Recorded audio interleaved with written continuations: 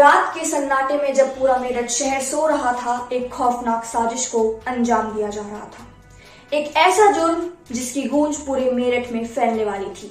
एक ऐसा कत्ल जिसने इंसानियत को शर्मसार कर दिया। यूपी का शहर मेरठ, जहां नीले पानी भरने वाले ड्रम में कुछ ऐसा मिलता है जिससे सबके होश उड़ जाते हैं। स्क्रीन पर दिख रहा ये ड्रम कोई मामूली ड्रम नहीं है, बल्कि यह हिस्सा है एक रहस्यमयी वारदात का। मेरठ का ये घर, जो एक सामान्य परिवार का बसेरा था, अब एक खौफनाक रहस्य का गवाह बन चुका था।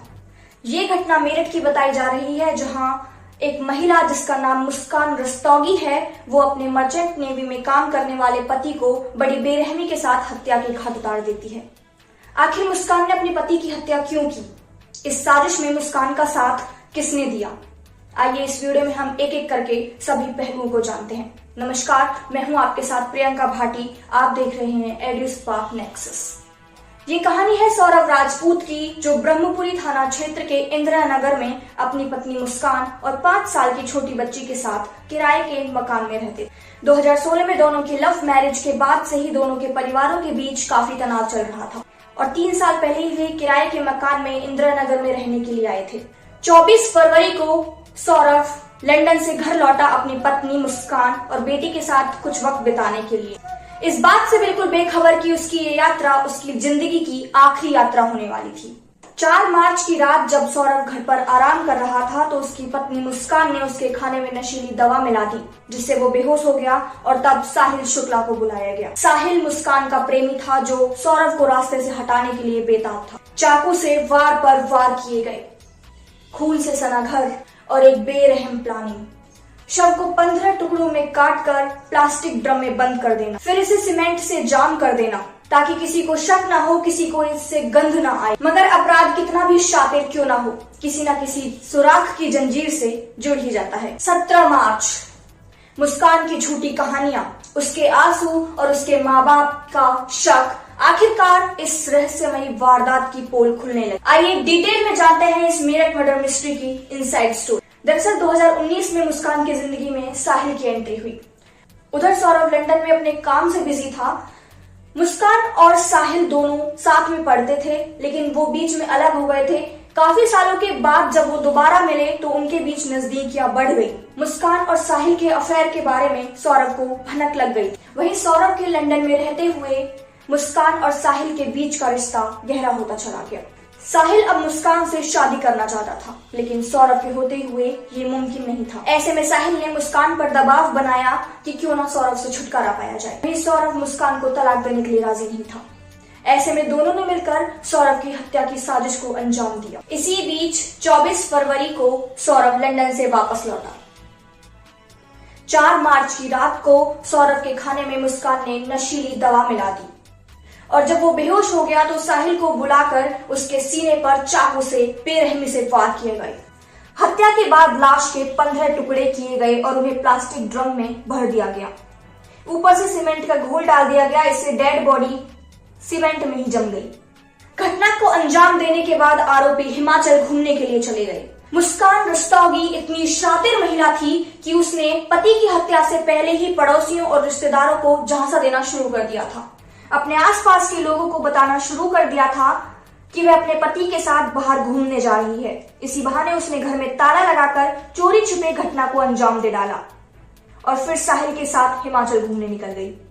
और इधर लोग सोचते रहे कि मुस्कान सौरभ के साथ बाहर घूमने गई है, लेकिन सौरभ की मौत हो चुकी थी। इतना ही नहीं, हिमाचल में सौरभ के फोन को मुस्कान रस्तोगी अपने साथ लेकर गई थी और उसी के फोन से रिश्तेदारों को मैसेज भी भेजती थी, जिससे किसी को शक ना हो कि सौरभ मर चुका है। लाश को ठिकाने लगाने के लिए उसने प्लास्टिक ड्रम और सीमेंट आदि मंगवाया था, जिससे लाश से दुर्गंध ना आए और आसानी से बॉडी रिकवर ना हो सके। ड्रम काटकर लाश निकालने में पुलिस के पसीने छूट गए। 2 घंटे की कड़ी मेहनत के बाद भी डेड बॉडी को नहीं निकाला गया, तो उसे पुलिस अपने साथ पोस्टमार्टम हाउस ले गई। जब मुस्कान की मां कविता और उसके पिता प्रमोद से इस बारे में पूछताछ की गई, तो उन्होंने कहा कि उनकी बेटी को अब जीने का कोई हक नहीं है और उसे फांसी होनी चाहिए। मुस्कान की मां ने बताया कि 1 मार्च के दिन सौरभ अपनी 6 साल की बेटी को हमारे घर छोड़कर गया था।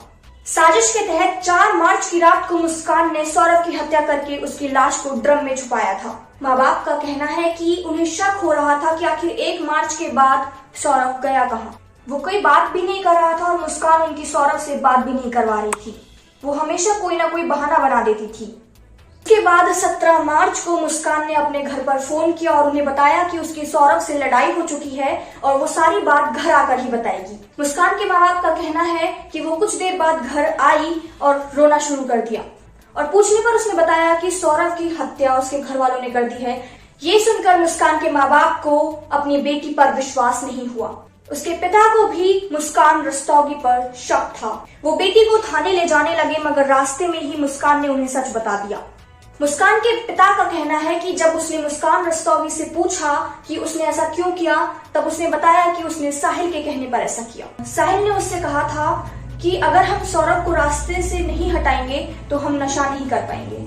इस पूरे मामले की जानकारी देते हुए मेरठ के एसपी सिटी आयुष विक्रम सिंह ने बताया कि उन्हें देर शाम इस हत्या की सूचना मिली। फिलहाल साहिल और मुस्कान को गिरफ्तार करके कोर्ट के सामने पेश किया गया है। दोनों आरोपियों को कोर्ट ने जेल भेज दिया है और इस मामले की तफ्तीश चल रही है। हर एंगल से जांच हो रही है, हर सबूत इकट्ठा किया जा रहा है। आज साहिल और मुस्कान सलाखों के पीछे हैं, लेकिन सवाल अब भी जिंदा है, क्या कोई इतना बेरहम हो सकता है कि अपने ही पति को इतनी बेरहमी से मार डाले? क्या प्यार की भूख, हवस की आग इंसान को इतना अंधा कर सकती है कि वो उनसे अपनी राह साफ कर दे?